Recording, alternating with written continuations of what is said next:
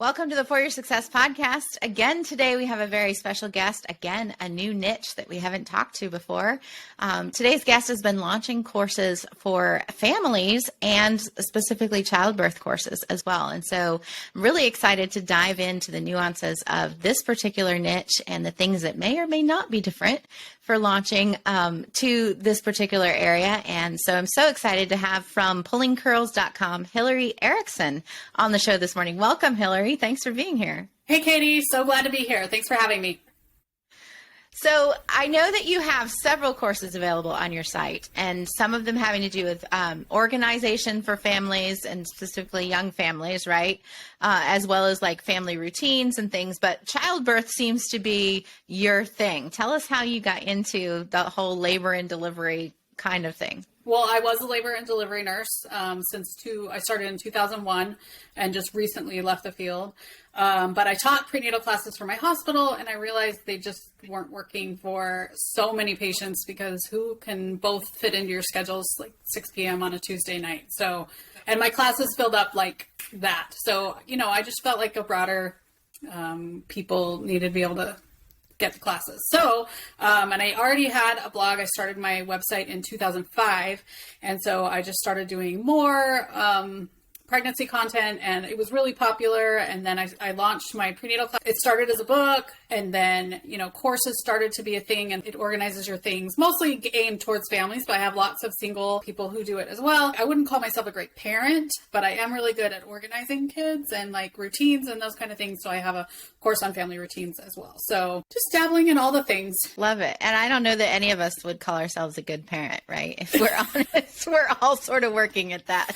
Especially not if you have a 21-year-old. You're very aware of all the things you've done wrong by that point. Oh, goodness. As most of us, our courses are born out of usually a necessity, right? A need of, hey, that's a need in the market that I can fill. I could do that as good or better than something else that's being done and help people. And I love that you are driven by that passion for families. And the routines thing is something that is hugely helpful because the busier we get in today's culture, the more we need those systems to support us, or life just becomes chaos really quick. Tell us about launching these. What's your process that you go through when it's time to open registration again? So I will have started a freebie that's associated with it, usually 1 to 2 months in advance. So each of my courses has a freebie associated with it. And obviously those can continue. My courses are evergreen. None of them have open close type scenarios. I do have a monthly class that I run, but it's not open close. And then I mention it to my email list. I try and prime them, but I've never honestly had the six-figure launch. Like, it just is a slow boat, and the boat just keeps going. And maybe that's because I'm going evergreen and I haven't run a ton of ads to the courses when I've launched them. It sells pretty good for the first, but then it continues to sell, which is what I really want. I want them to be available and for people to take them whenever. So the main thing is getting that freebie in place. And then also, because I'm a content creator, I try and make videos, blog posts that are easily directed towards the course. And then I just continue that forever. I love that the evergreen strategies of always pointing people to the thing that we do. Tell us more about the freebie leading into the ads. Are you running ads straight to the course? Are you running ads to your freebie? Currently, I am running just a few Pinterest ads. I have not had great luck with Facebook lately. I think they're targeting Join the crowd. I think they're targeting a pregnant women may be a little bit off because you have to catch them like kind of at the right point, and a lot of them probably target to people who've already had a baby, so that's difficult. I have had the most luck running directly to the course versus the freebie. Okay. So personally, cool. Tell us what's the investment for your courses? What price range are we talking about here?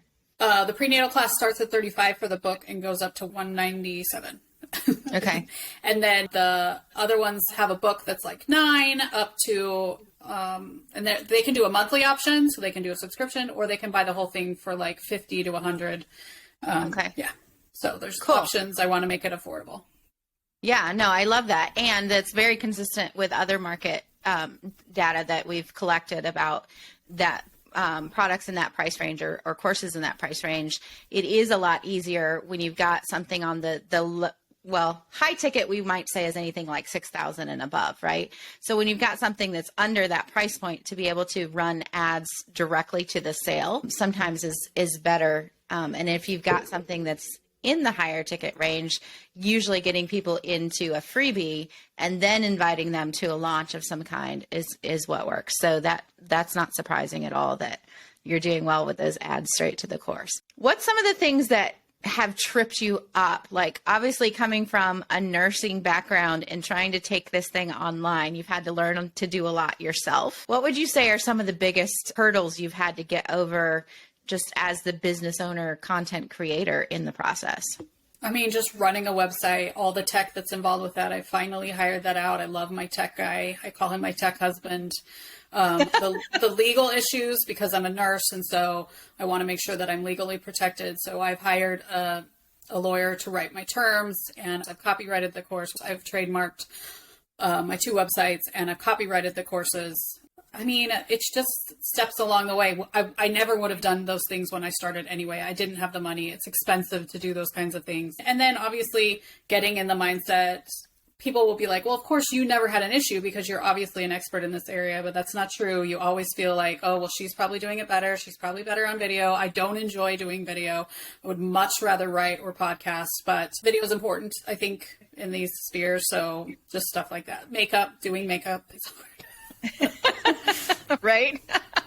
Oh, I totally get you there. And it is true. You know, we all look at somebody else and think, oh, from what I see, it looks easy, but it's really not. Like, there's so much that goes on in the back end. And with all of our own unique experiences that we bring to this, our unique areas of expertise plus areas of weakness, like there's challenges for everyone, no matter what you're doing when you're going online. And I think recognizing those and finding support or community for those is a big key. At least it has been for me, for moving forward, to be able to jump into some of the groups like where I met you and say, you know, like, hey, I don't know how to do this. What do you guys recommend? Or who do you know that can help? You know, and just being able to share those expertise with other people who are also walking the same path is so important. Yes. Yeah. Having a network is super important in this, especially because you're just alone at your computer most of the time. So I've done a lot of blog conferences, and I have a lot of blog friends that have helped along the way, for sure. Yeah. What's something that you plan to do different the next time you launch? Do not plan to launch ever again. I mean, I will relaunch. These are the 3 courses that I plan to have. I will upgrade them, and I will make them as beautiful and shiny as they can be, but they will be the 3 that I die with. That you continue to put out there.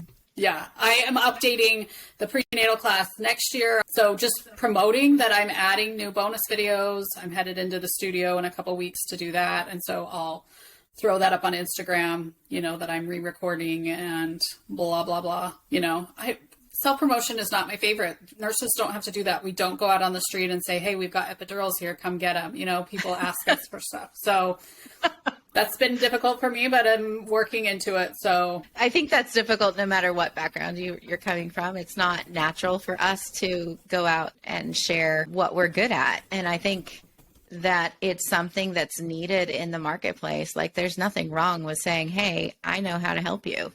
You know, let me do it. And yet we all struggle with, how do I put this out there without coming across prideful or egotistical or, you know, icky about pushing myself on people. And I think when we're confident in what we can give to our people, that sort of takes off a little bit of the edge of putting ourselves out there, because you do have a heart for the people and you can say, you know, I see you struggling through this. Let me help you, kind of thing. And, I think that's super important. And I love that you are like, this is it. This is what I do. This is what I'm known for. And I'm going to be doing this forever. And I think more people need that as well, because it's that mastery piece, right? That's how you become known for something. I'm in Mexico, and in Spanish, there's a saying that talks about someone being an estuche de monerías, which basically means like someone of many talents in English, right? And like, we've heard the saying, jack of all trades, but master of none, right? And when you can do a lot of things, but you can't focus in on the one thing that you're really good at, it's hard for other people even to say, yeah, she's the expert at that. And when you can hone in on it and be like, I'm the childbirth expert, you know, I'm the RN labor nurse, I can help you through this, then that's easier for other people even to point people back to you. And I think that's super important, to own that expertise and embrace that and master like you're doing, continuing to update, continuing to put it out there and just mastering that process. I will say one other thing that I do that really helps is I run reviews. People get a link to review once they finish the course. But just recently I ran a survey just asking people like, what do you wish was in the prenatal class? Just as I'm updating it, you know, what do you wish was on there? And like, I'm going to print them out and put them in a book, because when you're feeling down, I've sold the course to probably 5,000 people at this point in time. So many people had so many nice things to say. And I know that it's like the one person that's like, you don't like natural birth or whatever on TikTok totally tears me down. But then I have hundreds of people who are like, I love this. It was amazing. It changed everything for me. So I don't know why we focus on that one loser on TikTok, but I need to stop. That is so important, because it's so easy to get pulled off track by that one comment. And, Yep.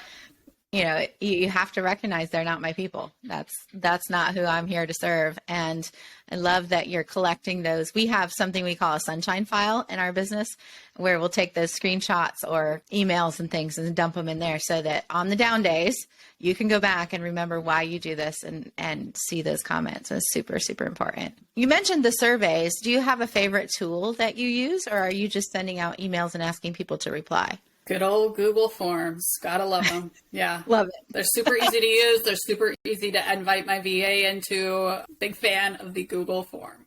Simple is superior. Love it, love it, love it. Well, it has been a pleasure talking to you today, and so many of these little tips that we can take away. You guys, one of my coaches always says it's the small hinges that swings big doors. And for our listeners or our video audience today, there's one thing in here that you can take away and apply to your business today. It can make a huge difference in the long run. And so, Hilary, any final thoughts for our fellow launchers as you're It's just about keeping going. I mean, I have so many people that'll email me and be like, my podcast only has XYZ downloads, or my course isn't selling very well. And I'm just like, just keep updating it, keep improving it, keep showing up. And you're going to have highs and lows. That's just the way it's going to go. That's how business works. It is. It is. And those who are persistent are the ones who will win, right? I tell people all the time that we don't win because we're better. We win because we don't quit. And I think that's super important. Thank you so much for being on the show today, Hilary. You guys, if you want to connect with her, again, go over to pullingcurls.com, get on her email list, see how she's doing these Evergreen promotions. And of course, if one of her courses is something you need, be sure and check that out. We'd love to have you join her for her next program. Thank you so much, Hilary. Thanks so much, Katie. Have a good day. All right, you guys, we'll see you next week. Leave a comment for us. Let us know how you like the show. We'll be back soon.